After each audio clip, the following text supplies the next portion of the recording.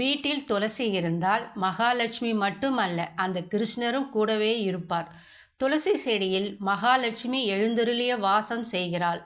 வீட்டில் துளசி மாடம் வைத்து தினமும் அதை சுற்றி வந்து வழிபட்டு வந்தால் அனைத்து செல்வங்களும் கிடைக்கும். துளசி மகாலட்சுமியின் அம்சம். துளசி மாலை கிருஷ்ணருக்கு பிடித்தமானது.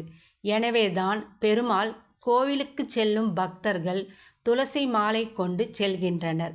அங்கு துளசி தீர்த்தம் கொடுக்கிறார்கள். துளசி தீர்த்தம் அருமருந்தாக திகழ்கிறது. பகவான் கிருஷ்ணர் துளசி மாலை அணிந்திருப்பார். விஷத்தை முறித்து உடலுக்கு வெப்பத்தை தரும் சக்தி துளசிக்கு உண்டு. கிருஷ்ணர் நாகங்களுடன் விளையாடுபவன். 5 தலை நாகத்தின் மீதேறி நடனம் ஆடியவர். எனவேதான் கிருஷ்ணர் துளசி மாலை அணிந்து கொள்கிறார்.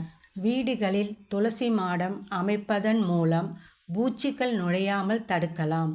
வீட்டில் துளசி மாடம் வைத்து வழிபடுவதன் மூலம் அன்னை மகாலட்சுமியின் அருளை மட்டுமல்ல, பகவான் கிருஷ்ணரின் அருளையும் பெறலாம். பகவான் கிருஷ்ணருக்கு துளசி மாலை அணிவித்து வழிபட்டால் கசப்பான விஷயம் அனைத்து முறிந்து இனிப்பான வாழ்க்கை அமையும். 1. ஏன் துளசி பிடிக்கிறது?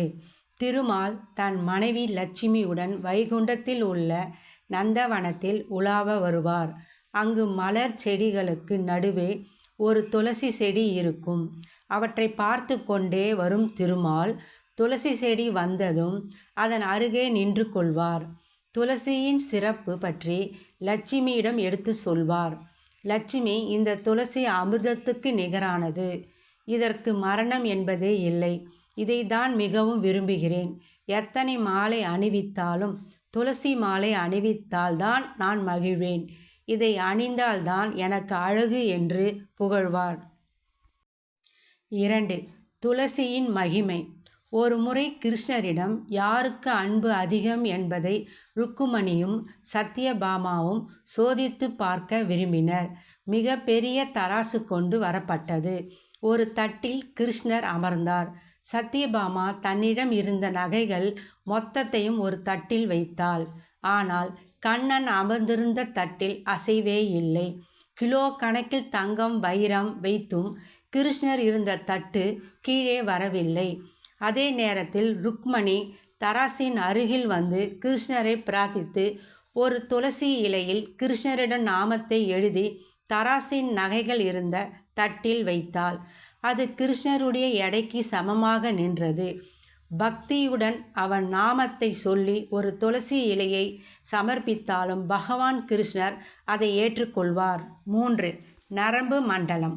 துளசி மிகவும் பழமையான மூலிகையில் ஒன்று.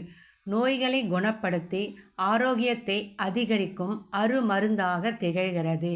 துளசியை உண்பதால் செரிமான திறன் மற்றும் நரம்பு மண்டலத்தை வலுப்படுத்துகிறது. தலைவலியை போக்கும், தூக்கமின்மையை கட்டுப்படுத்துகிறது. 4. மகிழ்ச்சி அதிகரிக்கும். துளசியில் சாப்பிட்டால் மன அழுத்தம் குறையும், பதற்றம் தணியும், மனசோர்வை நீக்கி மகிழ்ச்சியை அளிக்கிறது. துளசி சர்க்கரை நோயாளியின் இரத்தத்தில் சர்க்கரை அளவு மெதுவாக பரவ வழி செய்கிறது.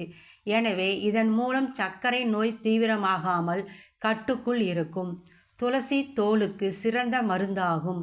தோலில் உள்ள அழுக்கு, அசுத்தங்கள், முகப்பருவு ஆகியவற்றை நீக்குகிறது. 5. மருத்துவ குணம். துளசியை உட்கொள்வதால் காய்ச்சல், தலைவலி, இருமல் ஆகியவையும் குணப்படுத்துகிறது.